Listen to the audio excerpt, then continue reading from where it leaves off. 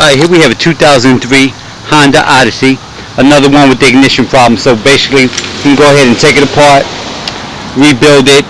I've already started taking it apart, so I'll show you the lock in the van not working.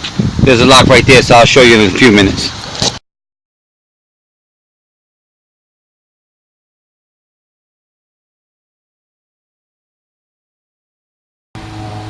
Alright, here's that Honda ignition. See, the key doesn't turn. Customer informed me that he was 1 out of every 10 tries it would turn. Now he said this morning, I think he tried 20 times, he got lucky, he was able to get the turn and drive it to the office. So I'll come back with this thing rebuilt.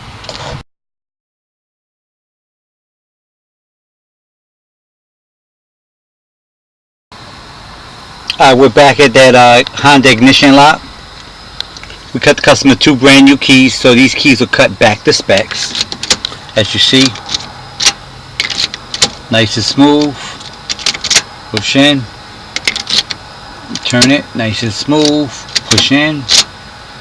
So let me touch on a few things.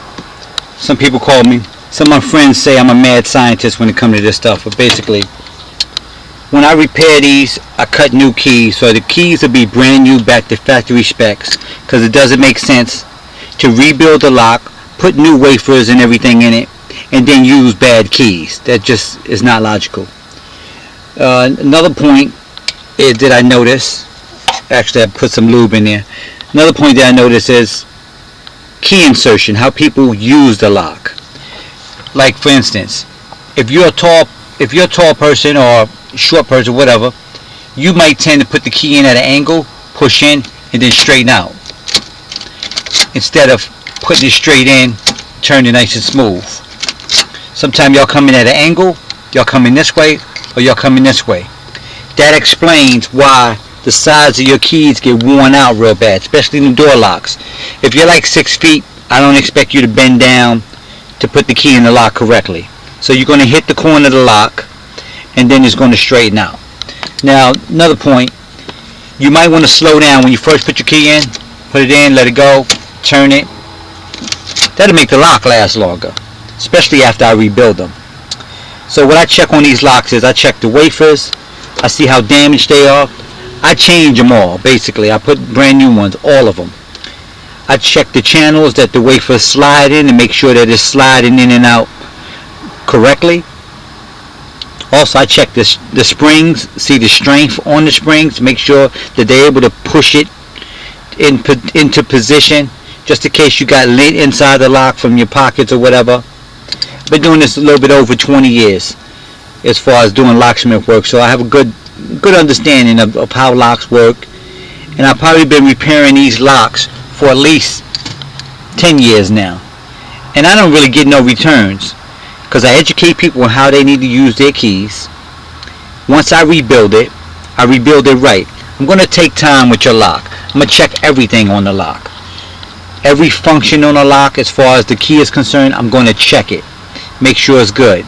Only thing I'm not going to check is your electrical switch. You got a problem with the electrical switch, then that's not on me. I just worry about the key, making sure it turns, making sure it goes in smoothly, comes out smoothly, and that's it. Basically, it's fair. It's a fair price, and it uses the same key for all. So if you're one of the people saying, "Oh, sometimes you may call think my prices are too high," but this is what you're looking at. When you call a locksmith, especially someone who has their CAL, Certified Automotive Locksmith certification, when you call an actual certified locksmith, I'm not talking about those guys out there that's just hustling. I'm talking about a real locksmith, certified, understand what they do. You're paying for our knowledge. You're paying for us to do the job right. That's what you're paying for. Like in this case, I've been doing these for over 10 years. I don't get no returns. I may have got maybe one in the last 10 years. That's because the person's teenager was, just throwing the key in the lock and trying to turn it and doing all kinds of strange things. But other than that, the lock's going to last. And that's about it. If you need our help, and you're in Georgia, give us a call. Keep in mind, we don't give tech support for anybody's product or anybody's other cars other than the cars that are in our area. If you're not in our area, we can't help you out much. All I can tell you is, if you can get a mechanic and you could take this lock out, remove it, you could ship it to us. I do a lot of shipping. I've been doing that for a little while now, shipping locks back and forth. I have garages up in Jersey, garages up in New York, garages in Philly, some in Maryland. I used to be in Maryland, so I got garages up the East Coast that still send me locks because they know how I work. It's just a matter of who you want to do your work. You want somebody that's talking real fast, somebody sounding real slick, uncertain about what they're getting ready to do for you. Hey, if the price is right, I say go for it. But in the end, you do get what you pay for. I'm going to take time with your lock. I'm going to do it right. And that's it.